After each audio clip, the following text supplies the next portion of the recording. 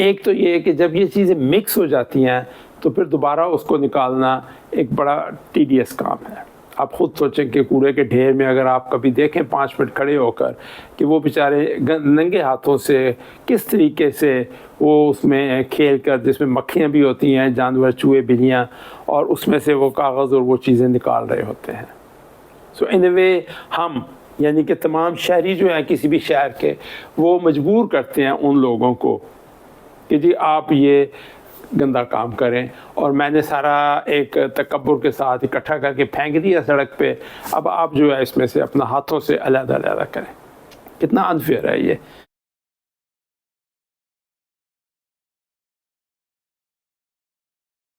हर घर में, हर दुकान पे, हर कारोबार में, हर अस्पताल में रोज़ाना एक ख़ास मिक़दार में कूड़ा जनरेट होता है, वेस्ट, सॉलिड वेस्ट, जिसमें पेपर है, गत्ता है, प्लास्टिक है, शीशे की बोतलें हैं, हम ये दूध की बोतलें लेते हैं, पानी की बोतलें लेते हैं, टेट्रा पैक लेते हैं, फलों के छिलके हैं, सब्जियां हैं, कोई पुराने बैटरी सेल हैं, पुराने मोबाइल चार्जर हैं, पुराना फर्नीचर है, सोफ़ा, मट्टी है, गर्दा है, ये सारा मिलकर जो बनता है, जिसको शहर का सॉलिड वेस्ट कहते हैं या म्यूनसिपल वेस्ट कहते हैं या उर्दू में उसको कूड़ा कह दें, वो बनता है।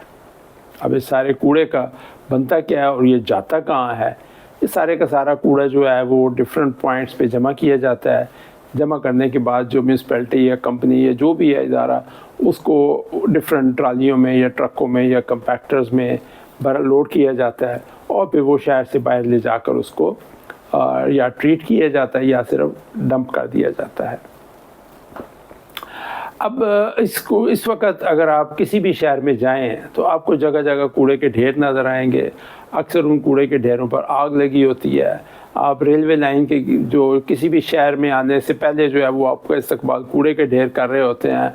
आपकी नहरों में, दनियों में, इवन दरिया सिंध जो है वो सबसे पोल्यूटेड रिवर बन चुका है, और यही सारा कूड़ा फिर अल्टीमेटली समंदर में जा गिरते हैं, और हमारा समंदर शायद सबसे पोल्यूटेड समंदर हो चुका है इस वक्त बीच पे।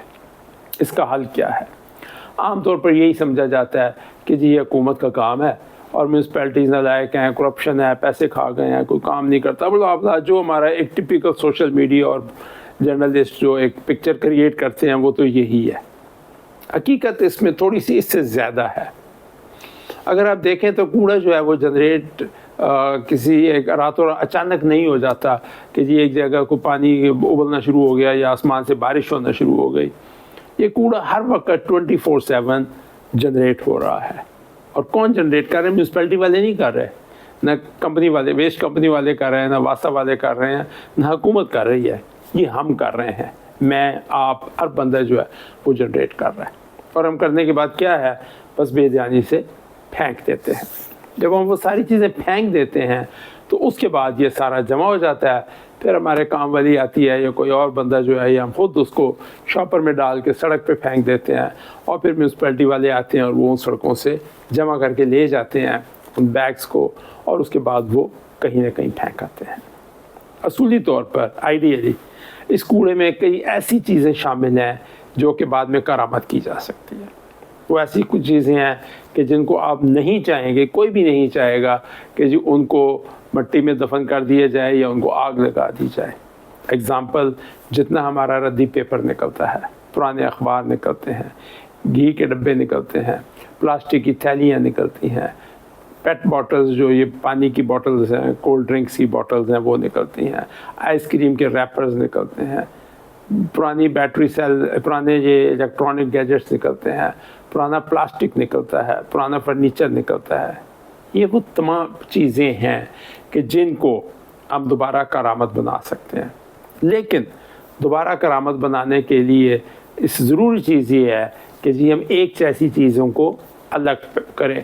फॉर एग्ज़ाम्पल, हमने एलुमिनियम के कैन जो हैं ये कोल्ड ड्रिंक्स के, इनको हमने रीयूज़ करना है, तो ये नहीं हो सकता कि एलुमिनियम के कैंस और शीशे की बोतलों को हम इकट्ठा ले जाएं, क्योंकि शीशे की बोतलों को रीप्रोसेसिंग या रिसाइकल करने का कारखाना अलग है, प्लास्टिक जो है उसको पीस के दाना बनाने का एक कारखाना अलग है, और जो एलुमिनियम का है उसको दोबारा एलुमिनियम बना लेने का कारखाना अलग है।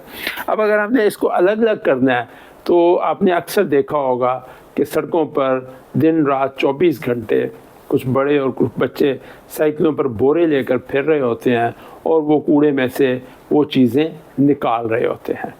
और वो जब निकालते हैं तो वो फिर अलग-अलग पैक करते हैं और उसके बाद वो किसी कबाड़ियों को जाकर बेच आते हैं और कबाड़ियों को एलुमिनियम अलहदा करके देना पड़ता है, शीशा अलहदा, प्लास्टिक अलहदा, कागज़ गत्ता अलहदा करके देना पड़ता है। फिर वो आगे उसकी मुतल्लिका फैक्ट्रियों में जाता है। और ये काम बड़ा मुश्किल है 2 वजूहात से। एक तो ये है कि जब ये चीज़ें मिक्स हो जाती हैं तो फिर दोबारा उसको निकालना एक बड़ा टीडियस काम है। आप ख़ुद सोचें कि कूड़े के ढेर में अगर आप कभी देखें 5 मिनट खड़े होकर कि वो बेचारे नंगे हाथों से किस तरीके से वो उसमें खेल कर, जिसमें मक्खियाँ भी होती हैं, जानवर, चूहे, बिल्लियाँ, और उसमें से वो कागज़ और वो चीज़ें निकाल रहे होते हैं। सो इन ए वे हम यानी कि तमाम शहरी जो हैं किसी भी शहर के, वो मजबूर करते हैं उन लोगों को कि जी आप ये गंदा काम करें, और मैंने सारा एक तकब्बुर के साथ इकट्ठा करके फेंक दिया सड़क पे, अब आप जो है इसमें से अपना हाथों से अलग-अलग करें। कितना अनफेयर है ये। अगर हम ये ना करें और शुरू में जिस वक्त हम घर में कूड़ा जमा कर रहे हैं एक की बजाय 2 या 3 टोकरियां रख लें तो हमारी शान में कोई कमी नहीं आएगी। और 2 टोकरियों में रखने का मकसद ये है कि जो आपका खुश्क ड्राई कूड़ा है, जिसमें प्लास्टिक है, शीशा है, टेट्रा पैक है, कागज़ है, आपका आइसक्रीम के डब्बे हैं, ये चीज़ें आप एक अलग में डाल दीजिए। और दूसरी बास्केट में जिसमें आपका गीला कूड़ा या वेट वेस्ट जिसे कहते हैं, जिसमें आपके सब्जियों के छिलके, फलों के छिलके, बचा हुआ सालन, बची रोटियां, वो चीज़ कि जो आपका वेट है और गीला है, जो आपकी बाकी चीज़ों को ख़राब कर सकता है, वो उसमें डाल दीजिए।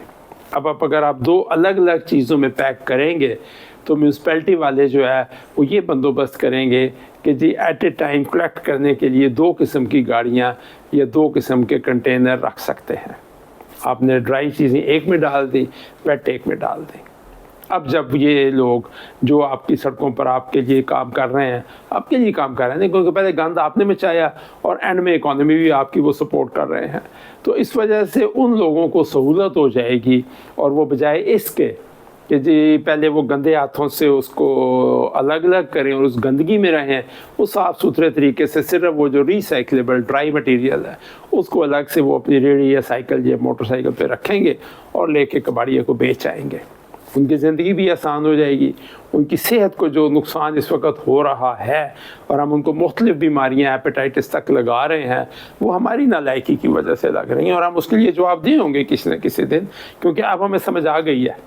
जब तक हमें नहीं पता था तब तक ठीक था। आज जब आपको मैंने ये बता दिया, अब आप जब भी सड़क पर देखें उनको, आप ये सोचें और एहसास करें कि ये लड़का इस गंदे काम में सिर्फ मेरी वजह से है, क्योंकि मैंने इतनी तकलीफ़ नहीं की थी घर में कि मैं अपने कूड़े को अलग अलग रख लेता।